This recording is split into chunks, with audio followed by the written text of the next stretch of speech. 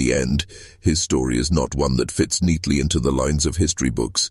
It exists in fragments, court records with missing pages, police reports locked away in forgotten cabinets, and the trembling recollections of people who swore they saw him but wished they hadn't. What is certain is that a brother born of broken lineage chose to step outside the world, and in doing so became something less than man and more than myth. And yet, listen closely. When people speak of him, it is never with anger, never with the certainty of justice. It is with fear, yes, but also with pity. Because deep down, everyone knows he did not choose his beginning. He was shaped by the hands of a family that refused to look beyond itself, trapped in an echo chamber of blood. His twisted body, his fractured mind, his lifelong exile, these were not his crimes, but his inheritance. That is the true horror. The most haunting truths are never about monsters born from the dark. They are about children born into lives where the dark was all they were given. He hid from police, yes, but more than that, he hid from the eyes of a society that could never understand, never accept, and never forgive. By vanishing into the woods, he wrote his own ending, even if that ending remains unfinished. Today, his name is still avoided. Families in those hills speak only in half-phrases when the subject arises, as if the air itself might carry their words to him. Outsiders may never find proof, but those who grew up under the shadow of his legend do not need proof. They live with the knowledge that he is, or was, out there, watching, waiting, surviving in ways no one else could. And maybe that's the final question we must face. Is he still alive, crouched in some forgotten ravine, his breath rising in the cold night air? Or is he long gone, his bones hidden beneath leaves, his ghost carried forward in the psalm, stories that still make grown men lower their voices? We will never know, but one truth remains, carved deep into the hills of Appalachia. Sometimes the past doesn't stay buried. Sometimes it walks beside us, unseen, but never gone. The most inbred brother who hides from police may never be found, but his story ensures he will never be forgotten. Decades pass, and yet the story clings like damp fog to the Appalachian ridges. Men who once searched for him are long gone, their graves marked by stone and moss. But still his name is whispered in bars, on porches, and in hushed conversations around churchyards. Some claim he died in those woods, his bones swallowed by the earth. But if that were true, why do the sightings never stop? Why do travelers still report the crooked figure standing at the tree line, too twisted to be mistaken for anyone else? Perhaps the most chilling accounts come not from outsiders, but from blood. Relatives who remained in the hollow, aging in their sagging houses, tell of nights when they hear knocking on the walls, slow, deliberate, patient. Dogs refuse to bark, and windows rattle though the air is still. When they step outside, nothing is there, but the footprints in the mud tell another story. Wide, uneven, dragging prints, as though the walker carried the weight of chains he was never given. And the police? They stay away now. Too many generations of deputies have turned their heads, saying, "It's better left alone." What good would it do to chase down a ghost no prison could contain? Even if they found him, what would they do with him? He is not just a man, they see that now. He is the embodiment of a wound America never wanted to admit it had. Poverty, isolation, incest, neglect, all wrapped in the crooked body of a brother who never asked to be born. There's a theory whispered among historians of the region that he represents the last living remnant of a bloodline that chose secrecy over survival, that his family, rather than facing judgment, handed him over to the woods like a sacrifice, a way of feeding their sins to the land itself. Whether true or not, the land seems to have accepted him. For in those hills, where coal mines collapse and homes rot back into the soil, he endures. No grave, no obituary. Just the rustling of leaves and the echo of steps that never end. And so the question remains, did he survive? Or is survival itself the curse, because every man dies but some bloodlines refuse to, and when they don't, they haunt? If you're still watching, you're already braver than most. Tell us in the comments, what would you have done if this was your bloodline? Would you run from it, or would you bury it deeper like generations before you?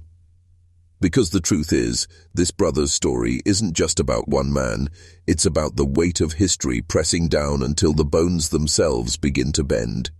You see, families like his were shaped by more than desire or shame. They were shaped by isolation, by valleys that cut them off from the world, by poverty so deep that marriage to kin was not only accepted, it was inevitable. Over decades, the blood thickened until escape seemed impossible. But he tried. That's what unsettles us most. Most of his family accepted their fate, locking themselves into that cycle, but he stepped outside, even if it meant living like an animal to do so. In the woods, he was not just hiding from the law. He was hiding from himself, from the reflection of a face that carried every secret his family had tried to bury. When people glimpsed him, they said his eyes didn't just look in different directions, they seemed to be at war with each other, as if part of him wanted to remain hidden, and another part desperately wanted to be found. Rumors grew darker as the years went on. Some claimed he broke into cabins during storms, leaving behind not theft, but signs of his presence. Bedsheets damp with creek water, muddy footprints circling the rooms, food missing from the pantries, but not taken in whole, only torn apart.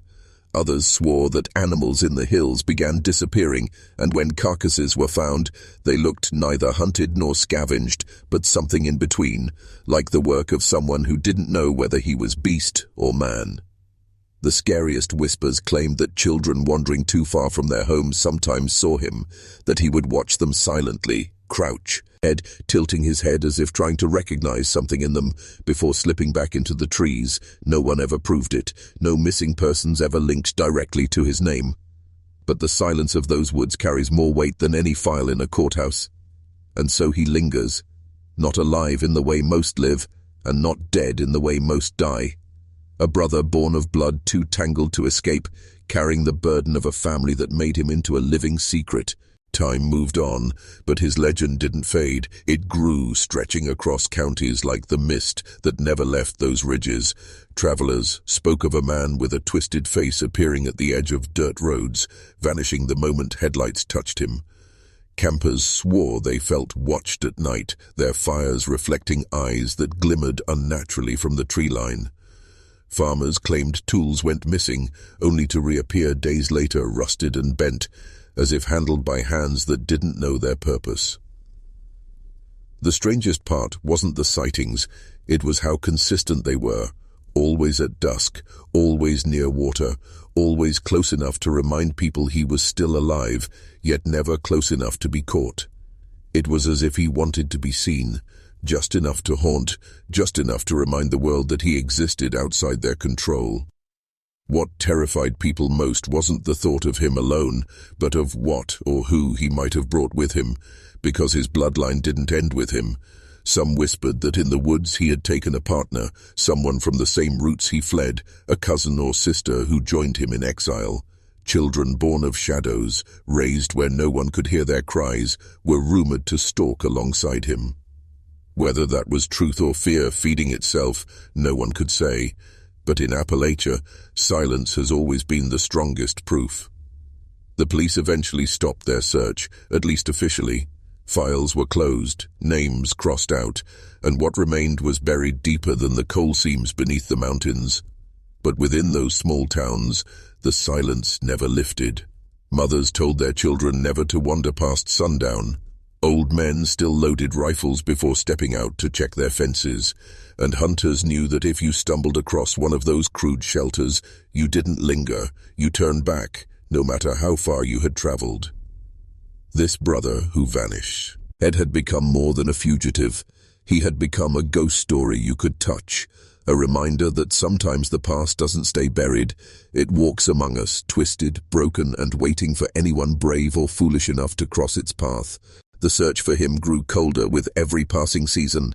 Deputies rode the winding roads, their headlights cutting through fog that clung like wet cloth to the hillsides. but they never caught so much as a glimpse. And maybe they never really wanted to. Men sworn to uphold the law spoke in low voices when his name came up, as if chasing him meant stirring up something far older than crime, something woven into the land itself. It wasn't just one man they were looking for. It was an entire way of life they could never fully touch. But he was not gone. People swore they saw him at dusk, a figure crouched by creek beds, scooping water into his hands, his long arms folded awkwardly against his body like the joints never fit right. Others swore they heard him in the dead of night, animal cries echoing from the ridges, neither wolf nor man, but something between. In those hills, every snapped twig after dark belonged to him, every unexplainable silence carried his breath. His family never spoke of him directly. They referred to him only in passing. The brother, the one who don't come around. Children were warned not to wander too far into the woods, not because of strangers, but because of blood. For them, blood was not safety. Blood was a warning. What makes his story different from the dozens of inbred clans whispered about across Appalachia is how far he was willing to go to stay unseen. He left behind not just his home, but even his family, choosing isolation over the suffocating silence of their rituals. And yet, no matter how far he tried to run, his bloodline ran with him. You can't hide from what's in your bones. The strangest accounts began years after his disappearance. Hunters found crude shelters, lean-tos made of branches lashed with strips of cloth, small pits where fires had burned low, bones scattered like relics. Locals said these weren't the signs of a hermit. They were the remnants of someone hiding in plain sight, feeding on what he could, moving when the law drew too close. His footprints told the story of a man who never stood straight, who walked half-crouched, as though the weight of his ancestry bent him toward the earth. And through it all, no one dared approach him. Because to approach him meant acknowledging he was real, and that meant admitting the horror wasn't a tale told to scare children. It was living, breathing, and still out there. The deeper we go, the harder it becomes to separate fact from folklore. Yet the folklore itself is telling. In the hollows of West Virginia, Kentucky, and the fringes of Virginia, families like his were spoken of in hushed tones, as if even saying their names aloud might invite them to your doorstep. The brother we follow tonight grew up in a house that barely stood on its own foundation. The roof sagged, the floorboards split, and the air smelled of damp wood and smoke that never left. Inside, kin shared beds not because of poverty alone, but because of an order of things outsiders could never understand. Blood was exchanged like currency, and innocence was the first casualty. He had siblings, though who exactly counted as a brother or a cousin blurred long before birth certificates stopped being filed. They were raised without books, without schools, without doctors. Their teachers were the woods, their language broken down into fragments of Appalachian drawl mixed with guttural sounds passed from one generation to the next. To the outside world, they were unintelligible. To each other, they were fluent. From a young age, this boy learned how to vanish. He could slip between pine trees like smoke, flatten his body against the earth until even dogs couldn't scent him. Older men taught him how to hunt, not with rifles, there were few of those, but with snares, rocks, and patience. When lawmen drove by, he was told not to look, not to wave, not to breathe too loudly. Because to the family, the police were not guardians of order, they were predators. And then something happened. No one can say what with certainty.